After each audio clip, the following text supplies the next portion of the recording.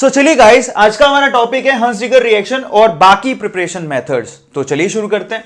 First of all तो मैं आपको क्लियर कर देता हूं, हंस-डिगर रिएक्शन से सिर्फ हेलो एरीन्स ही नहीं बनाई जा सकती, आप इससे हेलो एल्केन्स भी बना सकते हैं। पर सवाल यह है कि फिर मैंने आपको हेलो एल्केन्स के टाइम पे हंस-डिगर रिएक्शन क्यों नहीं पढ़ाई?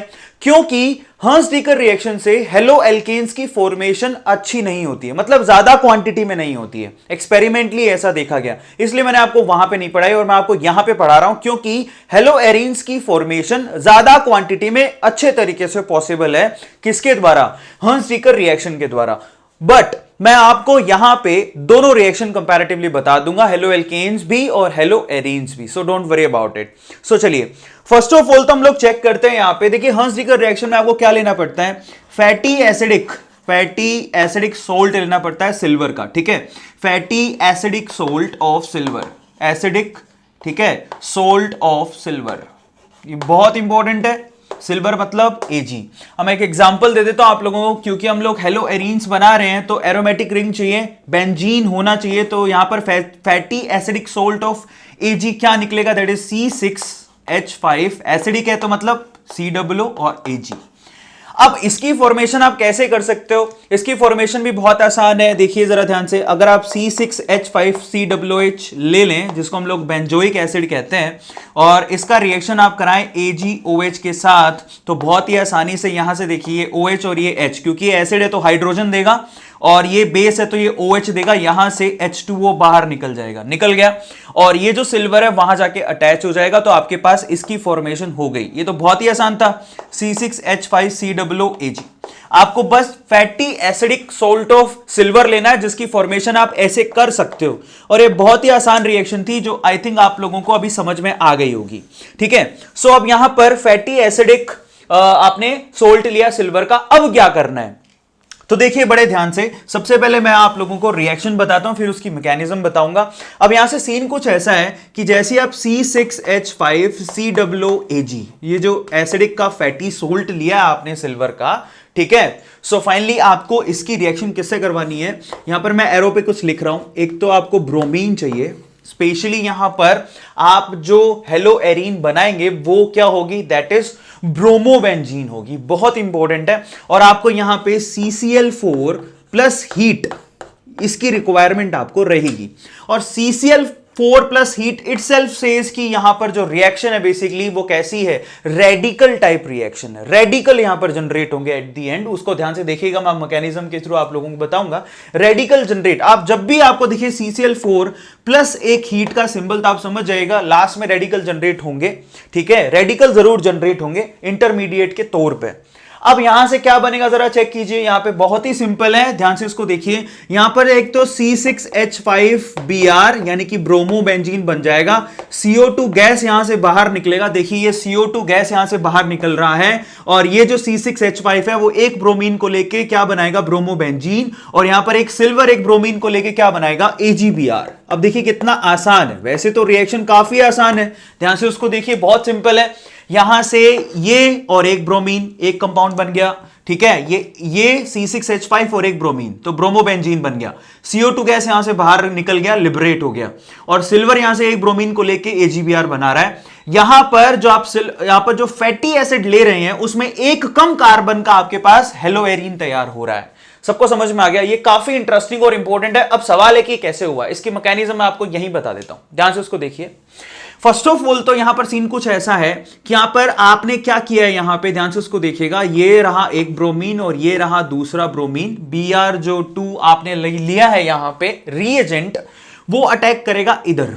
अब ध्यान से उसको देखिए, ये Br क्या करेगा? देखिए यहां पर ये जो Br है, हमें तो पता है ना कि ये नेगेटिव और ये पॉजिटिव होता है, तो इसकी पोलैरिटी की, पॉजिटिव पोलैरिटी की वजह से यहां पर डाइपोल जनरेट होंगे, यहां पर नेगेटिव और यहां पर पार्शियल पॉजिटिव। सिंपल सी बात है, यहां से AgBr बाहर निकल रहा है, देखिए इसको ध्यान से। और यहां पर अब रेडिकल कैसे जनरेट होंगे मैं आपको आगे बताऊंगा। अभी खेल किसके साथ है? अभी ब्रोमीन के साथ है, अभी CCl4 और हीट पिक्चर में आया ही नहीं है, इस चीज को समझ लीजिएगा। तो जब मैं बोलूं CCl4 और हीट पिक्चर में आया तो रेडिकल जनरेट होगा, इस चीज को समझ लीजिएगा ध्यान से, इसलिए मैं हर एक बात का जवाब दे रहा हूं। मैं यहां पर कब बोला था रेडिकल जनरेट होगा? जब CCl4 और हीट इस्तेमाल करोगे तब। सबको समझ में आ गया। अभी ब्रोमीन का खेल चल रहा है, सबसे पहले ब्रोमीन पिक्चर में आया, उसने AgBr की फॉर्म में यहां पर AgBr को बाहर कर दिया। तो यहां पर ये देखिए, ये प्लस किसका, ये माइनस जा रहा है Ag के साथ, तो ये प्लस किसके साथ जाएगा, C6H5COO माइनस के साथ। समझ में आता है। तो फाइनली यहां पर क्या बन गया, जरा चेक कीजिए, यहां पर बन गया C6H5, यहां पर CO, उसके बाद O, इस पे था नेगेटिव। सबको समझ में आता है, ठीक है। और फाइनली जरा ध्यान से इसको देखिए, क्योंकि ब्रोमीन खुद भी एक नॉन मेटल है, तो ये नॉन मेटल आपस में क्या करेंगे, कोवेलेंट बॉन्ड बनाएंगे, इसलिए यहां पर माइनस का साइन नहीं आएगा। अब उसने अपने इलेक्ट्रॉन यहां पर शेयर कर लिए, समझिए इस चीज को। ये एक मेटल था, एक नॉन मेटल था, तो मैंने यहां पर माइनस और यहां प्लस लगाया था, क्योंकि मेटल टू नॉन मेटल कौन सा कम यहां पर बॉन्ड बनता है, आयनिक। लेकिन ब्रोमीन खुद भी नॉन मेटल है और ऑक्सीजन भी नॉन मेटल है, तो यहां पर शेयर करके बॉन्ड बनेगा कोवेलेंट। क्लियर होता है। लेकिन मजे की बात यह है कि ये मोस्ट अनस्टेबल कंपाउंड है, ये बिल्कुल भी स्टेबल नहीं है। उसके पीछे का रीजन क्या है कि यहां पर ये जो इलेक्ट्रॉन है, ये जो ऑक्सीजन है, उसके पास लोन पेयर है, ब्रोमीन के पास तो यहां पर कितने लोन पेयर है, 3 लोन पेयर है। तो बेसिकली यहां पर इलेक्ट्रॉन रिपल्शन होने लग जाता है तेजी से, इस वजह से ये अनस्टेबल कंपाउंड है। ध्यान से उसको देखिए, ये इलेक्ट्रॉन रिपल्शन होने लग जाता है बहुत ही तेजी से, जिसकी वजह से यहां पर क्या होता है, अनस्टेबिलिटी पैदा हो जाती है। अब इसकी इलाज क्या है, इसका इलाज बहुत सिंपल है। देखिए, ये भी जिद्दी है, ये भी जिद्दी, ये हेलोजन है, ये ऑक्सीजन है, दोनों ही कैसे होते हैं, अच्छी खासी इलेक्ट्रोनेगेटिविटी होती है। हालांकि ब्रोमीन की इलेक्ट्रोनेगेटिविटी ऑक्सीजन से कम होती है, लेकिन आपने अभी क्या किया, CCl4 की प्रेजेंस रखी और हीट किया। जैसे आपने CCl4 की प्रेजेंस रख के हीट किया, तो इन्होंने अपने अपने इलेक्ट्रॉन विड्रॉ कर लिए, इसने अपना किया, इसने अपना किया। समझ में आ गया। और यहां पर होमोलिटिक क्लीवेज हुआ, और जब विड्रॉ किया तो क्या बना, जरा चेक कीजिए। यहां पर एक तो बना यहां पर C6H5, ध्यान से उसको देखिएगा, C6H5, एक तो बन गया CO, उसके बाद O का एक रेडिकल, ये बना ना, सबको दिखाई दे रहा है। और साथ में एक और रेडिकल तैयार हुआ, कौन सा, Br का रेडिकल। अब बहुत ध्यान से इसको देखिएगा, यहां पर 2 रेडिकल तैयार हो गए। अब देखिए सीन कुछ ऐसा है भाई, यहां पर अब आगे क्या होगा, अब बड़ी साफ तौर पे नजर आता है। थर्मोडायनेमिकली भी सोचो अगर आप ध्यान से, तो यहां से CO2 गैस के लिबरेट होने के चांसेस बहुत अच्छे हैं। ऐसा क्यों, क्योंकि गैस की एंट्रोपी ज्यादा होती है, ठीक है, एज कंपेयर टू यहां पर रेडिकल की फॉर्म में, उससे तो ज्यादा ही होगी। तो ये उसको पुश करेगा कि यहां से CO2 गैस बाहर निकल जाए। ऐसा काम हमने बहुत बार किया है। देखिए सिंपल सी बात है, ऑर्गेनिक के अंदर जब आपको H2O का मॉलिक्यूल बाहर निकलता दिखे तो थर्मोडायनेमिक्स उसको सपोर्ट करती है, आप उसकी एंट्रोपी ज्यादा होती है तो H2O बाहर निकलता है। इसलिए यहां पर भी आप जरा गौर से सोचिए, CO2 एक गैस होती है जिसके लिए एंट्रोपी पॉजिटिव होती है, गैस की एंट्रोपी पॉजिटिव होती है, तो यहां से CO2 के निकलने के चांसेस बहुत अच्छे हैं, आराम से यहां से CO2 गैस बाहर निकलेगी। समझ में आता है। और मजे की बात, इसको एक इलेक्ट्रॉन तो है ही, इसको एक इलेक्ट्रॉन और चाहिए, तो यहां पर होमोलिटिक क्लीवेज होने वाला है फिर से। और ये काम हम बहुत बार करेंगे, बहुत बार देखोगे, पॉलीमर्स में भी देखोगे, इवन ये आपने एंटी मार्कोवनिकोव रूल में भी देखा होगा, CO2 गैस का बाहर निकलना। जिसने एंटी मार्कोवनिकोव वाली वीडियो देखी उसको बड़े आसानी समझ में आएगा कि यहां CO2 गैस बाहर निकलेगा। नहीं देखा है तो प्लीज आप जाके एक बार चैनल को विजिट करो और जरूर देखो। तो देखिए यहां पर सीन कुछ ऐसा है कि यहां पर CO2 गैस एकदम थर्मोडायनेमिकली बाहर निकल सकती है, क्योंकि एंट्रोपी इसको सपोर्ट कर रही है। तो यहां से होमोलिटिक क्लीवेज फिर से हुआ, इसने अपने अपने इलेक्ट्रॉन उठाए, तो जब इसने अपना एक इलेक्ट्रॉन उठाया तो इस इलेक्ट्रॉन के साथ उसने क्या किया, यहां से CO2 गैस को बाहर निकाल दिया। आ गया समझ में। फिर क्या बचा जरा चेक करो, तो फाइनली बच गया हमारे पास C6H5 का रेडिकल और एक पीछे Br का रेडिकल भी बचा हुआ है। अब आप खुद ही सोचो, ये एक इलेक्ट्रॉन लेके घूम रहा है, ये एक इलेक्ट्रॉन लेके घूम रहा है। अब जब आपस में एक इलेक्ट्रॉन लेके घूम ही रहे हैं तो क्या करें, आपस में बॉन्ड बना के किसकी फॉर्मेशन कर लें, C6H5Br की फॉर्मेशन कर लें, वो ज्यादा अच्छा नहीं है। तो फाइनली आपका यहां पे क्या बन गया, सो फाइनली यहां पर हमारे पास हेलो एरीन्स की फॉर्मेशन हो गई। सो इस तरह से हेलो एरीन की फॉर्मेशन होती है। ठीक है, सबको समझ में आ गया। मतलब हेलो एरीन इसको क्या बोलेंगे, दिस इज कॉल्ड ब्रोमोबेंजीन। तो यहां पर ब्रोमोबेंजीन की फॉर्मेशन हो गई, बहुत इंपॉर्टेंट है, ध्यान से उसको देख लीजिएगा, ब्रोमोबेंजीन की फॉर्मेशन हो गई। अब ये इस तरह से तो यहां पर हेलो एरीन्स की फॉर्मेशन होती है, किसके थ्रू, दैट इज हंस-डीकर रिएक्शन। इसको कहते हैं हम लोग हंस-डीकर रिएक्शन, और ये उसकी मैकेनिज्म है। क्लियर होता है। अब मैं आपको यही मैंने आपसे थोड़ी देर पहले कहा था कि हंस-डीकर रिएक्शन जो है हेलो एल्केन में भी यूज होती है, तो मैं आपको हेलो एल्केन भी बना के दिखाता हूं, डोंट वरी अबाउट इट। फटाफट से यही रिएक्शन है, इसी को मैं आपको हेलो एल्केन पे अप्लाई करके दिखाता हूं, और उसकी प्रॉब्लम भी आप लोगों को बता दिया है मैंने वैसे, लेकिन मैं आपको आगे और बता देता हूं। लेकिन इसके साथ एक बहुत ही इंटरेस्टिंग पॉइंट है जो आप लोगों को अभी क्लियर करूंगा, लेकिन उससे पहले फटाफट से इसका स्क्रीनशॉट ले लो। ये आपकी मैकेनिज्म रही और ये आपकी रिएक्शन रही। हालांकि रिएक्शन काफी आसान है, सबको समझ में आ गया? और आप ये काम केमिस्ट्री में बहुत बार करते हो, और इसीलिए कहता हूं जब आप मैकेनिज्म देखते हो आपको ऑर्गेनिक की समझ बढ़ने लगती है कि इसमें क्या होने वाला है, और फाइनली यहां पे एक कम कार्बन वाला आपको हेलो एरीन मिल रहा है। क्लियर होता है? हेलो एल्केन के साथ भी यही होगा। तो फटाफट से इसका स्क्रीनशॉट लो, आगे चलते हैं, उसके बाद ले लीजिए। चलिए गाइस, अब हम लोग हर्ट्ज-डिकर रिएक्शन से हेलो एल्केन्स कैसी फॉर्म होती है उसको देख लेते हैं, और उसके साथ साथ एक एक्सेप्शनल केस बताऊंगा जिस पर से क्वेश्चन पूछा जाता है। चलिए फटाफट से देखिए, अब हमें क्या करना है, हर्ट्ज-डिकर रिएक्शन से हेलो एल्केन्स की फॉर्मेशन देखनी है। मैंने आपको हेलो एल्केन के केस में क्यों नहीं बताया इसकी फॉर्मेशन का, हर्ट्ज-डिकर रिएक्शन का, क्योंकि इसकी फॉर्मेशन यानी कि क्वांटिटी अच्छी यील्ड नहीं होती है। तो आप इस चीज को लिख लीजिएगा, हर्ट्ज-डिकर रिएक्शन से हेलो एल्केन्स की क्वांटिटी अच्छी फॉर्मेशन नहीं होती है, जनरेशन अच्छा नहीं होता है, क्वांटिटी वाइज जनरेशन अच्छा नहीं होता है। इस वजह से हम लोग हर्ट्ज-डिकर रिएक्शन को वहां नहीं पढ़े थे। लेकिन हर्ट्ज-डिकर रिएक्शन में थोड़ा बहुत भी अगर जनरेशन होता है तो वहां होता तो जरूर है। तो इसका मतलब हमें क्या करना है, इसको देखना तो है ही, तो ध्यान से उसको देखिए। तो यहां पर क्या करना है, फर्स्ट ऑफ ऑल तो हमें यहां पर एलिफेटिक, यहां पर एसिडिक सोल्ट ऑफ सिल्वर लेना है। एलिफेटिक का मतलब आर कोई कार्बन चेन है, लंबी कार्बन चेन, आपको एसिडिक सोल्ट ऑफ सिल्वर लेना है, तो आपको RCWAG लेना है, बहुत आसान है। अब देखिए इसकी रिएक्शन आपको किससे करानी है, ब्रोमीन से करवानी है। प्रेजेंस किसकी रखनी है, CCl4 की रखनी है, और साथ में हीट की रखनी है, यही काम करना है। अब देखिए बहुत आसान है, यहां पर एक कम कार्बन का आपको हेलो एल्केन मिलेगा, मतलब इस R और इस Br को जोड़ दें हम लोग तो क्या बन जाएगा, RBr। क्लियर है सब लोगों को? तो यहां पर मैकेनिज्म सेम है, कोई फर्क नहीं है, ध्यान रखिएगा, जो मैंने आपको पहले करवाया था। एक तो RBr यहां पे फॉर्म हो गया, उसके साथ यहां पर CO2 गैस बाहर निकलेगा। क्लियर है? सो फाइनली ये CO2, देखिए ये RBr, उसके साथ CO2 बाहर निकल गया, Ag और Br यहां से फॉर्म हुआ AgBr, जिसका पीपीटी नीचे बैठ गया। इसका प्रेसिपिटेशन बनना आसान होता है। तो ये सिंपल सा रिएक्शन है हेलो एल्केन के केस में। लेकिन यहां पर एक मजेदार एक्सेप्शन है जिसको मैं आपको यहां बताना चाहूंगा, ध्यान से उसको देखिए, और मैं आपसे कहूंगा कि उसको स्टार लगा के पर्टिकुलरली नोट डाउन कर लीजिए। मैं यहां पे आपको क्लियर करता हूं, अगर आपने ब्रोमीन, देखिए यहां पर क्लोरीन भी लिया होता तो आप RCl बना सकते थे, नो डाउट। लेकिन जब आपने, अगर यहां पे देखो फ्लोरीन के केस में तो ये रिएक्शन होती ही नहीं है, तो ध्यान रखिएगा इसको। अगर आपने यहां पर RCOOAG लिया और रिएक्शन ब्रोमीन की जगह या फिर क्लोरीन की जगह आयोडीन से करवा दी, और सेम ही आपने यहां पर CCl4 की प्रेजेंस रखी है और हीट रखा है, ठीक है, तो यहां पर मजे की बात यह है कि यहां पर RI की फॉर्मेशन नहीं होगी। क्लियर है सब लोगों को? RI की फॉर्मेशन होने की बजाय यहां पर एस्टर बन जाता है, मतलब इसकी 2 यूनिट और यहां पर एस्टर की फॉर्मेशन होने लगती है। मतलब क्या बनेगा, RCOOR, इसकी फॉर्मेशन होने लगती है। इसलिए मैंने यहां पर 2 यूनिट ले लिए, और साथ में क्या निकलेगा, देखिए 2 सिल्वर और 2 आयोडीन, यहां पर ट्वाइस ऑफ AgI बाहर निकलेगा, बहुत ही ज्यादा इंपॉर्टेंट है, और ये 2 यूनिट बाहर निकलेगी। ध्यान से इसको देखो, फाइनली ये बैलेंस केमिकल रिएक्शन। मजे की बात है यहां पर एस्टर की फॉर्मेशन होती है, एस्टर की, ठीक है, बहुत इंपॉर्टेंट है। मैं इसको स्टार लगा रहा हूं, ये एक एक्सेप्शन है, और इसको आपको कॉपी में नोट डाउन कर लेना है, बहुत ज्यादा इंपॉर्टेंट है, इसको ध्यान रखिएगा। क्लियर होता है सब लोगों को? ये यहां पर एक्सेप्शनल केस है जिसके बारे में पूछा गया है। अगर आपने गलती से भी आयोडीन ले लिया तो यहां पर एस्टर की फॉर्मेशन होगी, यहां पर कभी भी आपको हेलो एल्केन नहीं मिलने वाला। एरीन के केस में भी यही होता है।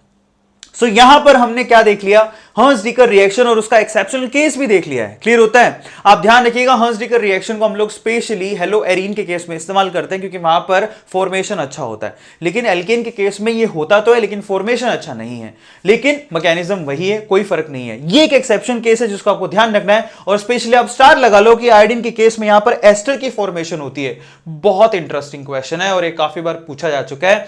यहां पर गलती से लोग क्या करते हैं, हेलो क्या बनाने लगते हैं, हेलो एल्केन, जबकि एस्टर की फॉर्मेशन होगी।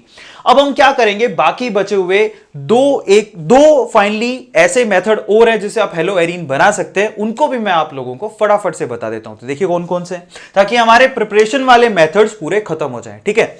देखिए कौन कौन से मेथड है। फाइनली एक मेथड ये कि आप सिंपल बेंजीन रिंग लें, ठीक है, और उसमें डायरेक्टली क्या कराएं, हेलोजिनेशन। डायरेक्ट हेलोजिनेशन मतलब आप मान लीजिए कि मैंने क्लोरीन ले लिया, डायरेक्ट हेलोजिनेशन का मतलब मैंने बेंजीन रिंग लिया, क्लोरीन लिया, लेकिन यहां पर आपको Fe की प्रेजेंस रखनी है जो कि लुईस एसिड होता है, ठीक है। FeCl3 भी कई बुक्स में लिखा होगा, कोई फर्क नहीं पड़ता है, Fe या FeCl3 कुछ भी लिखा हो, आपको डार्कनेस रखनी है और साथ में कोल्ड रखना है, ठीक है। कमरा डार्क होना चाहिए और कोल्ड होना चाहिए, ये कंडीशंस अगर आप रखते हैं Fe या FeCl3 तो यहां पर क्लोरोबेंजीन की फॉर्मेशन हो जाएगी। आपको बिल्कुल टेंशन नहीं लेना, इसको डायरेक्ट हेलोजिनेशन भी कहते हैं। सिंपल है, ये डायरेक्ट हेलोजिनेशन कहलाता है। क्लियर हो गया सब लोगों को? ये हो गया आपके पास फर्स्ट मेथड, एक्स्ट्रा में एक्स्ट्रा दे रहा हूं। सेकंड, एक आपके एनसीईआरटी में एक और मेथड लिखा है। मान लीजिए आप बेंजीन की जगह टोल्यूइन लेते हैं, ध्यान से इसको देखिए। आपने अगर यहां पर टोल्यूइन ले लिया होता, क्लियर होता है सब लोगों को, और यहां पर अगर आप डायरेक्ट क्लोरीनेशन करवाने की कोशिश कर रहे हैं तो यहां पर दो तरह के प्रोडक्ट मिलेंगे। यहां पर मैंने फिर से क्या Fe का प्रेजेंस रखा, डार्क रखा और कोल्ड रखा। ध्यान से इसको देखिए। इस केस में ध्यान से देखिए, CH3 एक ऐसा ग्रुप है जो कि क्या है, बेसिकली प्लस आर इफेक्ट दिखाता है, इलेक्ट्रॉन्स को रिंग की तरफ पुश करता है। तो इस केस में फाइनली आपको मैंने एक यहां पर एक वीडियो बनाया था, जब एक ऐसा ग्रुप जो कि प्लस आर इफेक्ट दिखाए तो उससे कौन सा पोजीशन बेंजीन रिंग पे एक्टिव हो जाता है, जहां पर इलेक्ट्रॉन की डेंसिटी ज्यादा होती है, एक तो ऑर्थो दूसरा पैरा।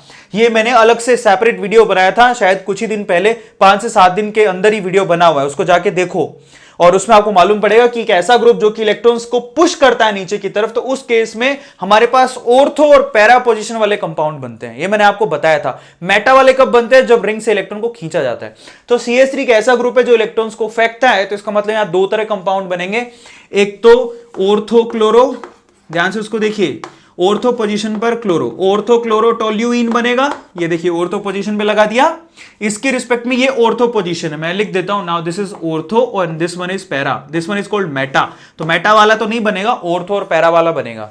और साथ में यहां पर दूसरा वाला कंपाउंड मैं यहां बना देता हूं, और एक कौन सा बन रहा है, पैराक्लोरो, बहुत इंपॉर्टेंट है, पैराक्लोरोटोल्यूइन। तो इसका नाम मैं लिख देता हूं यहां पर, दिस इज ऑर्थो, ठीक है, क्लोरो और टोल्यूइन, ठीक है, toluene, and this one is para chloro और फाइनली टोल्यूइन।